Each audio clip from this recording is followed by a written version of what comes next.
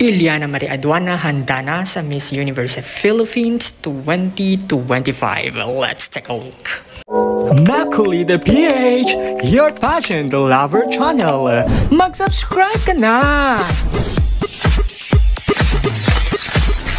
Hello pageant lover, hello universe, welcome to my YouTube channel. Talagang di na nga magganda mayaw at magganda ugaga ang mga fans at supporters ni Miss Earth Air 2023 Iliana Marie Aduana dahil sa isa pa rin siya sa hot picks at gustong isabak ng mga netizens sa darating na Miss Universe Philippines 2025. Talagang nakikitaan pa rin nila si Iliana Marie Aduana na malakas ang laban at muling maiuwi ang Miss Universe crown para sa Pilipinas.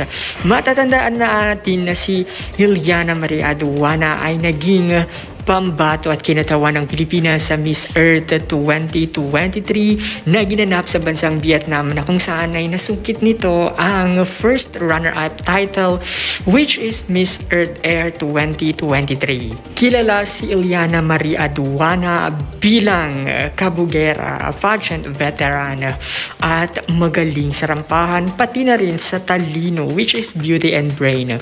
Si Iliana Marie Aduana ay isang host, model, ambassador, speaker. Siya ay Miss Earth Air 2023. Lumaban rin si Iliana Marie Aduana noong Miss Earth Philippines 2023 dahilan sa siya ang naging kinatawan ng bansa sa Miss Earth pageant. Naging finalist pa si Iliana Marie Aduana nung laban nito sa Binibining Pilipinas 2022. Talagang hindi na nga maganda mayo at magandang gaga ang mga fans na sana'y makitang muling rumampa si Iliana Marie Aduana sa Miss Universe Philippines 2025 dahil nakikitaan ito ng angking galing prototype para muling maging kinatawan ng bansa sa darating na Miss Universe 2025. Kaya ano ang masasabi mo rito para kay Iliana Marie Aduana?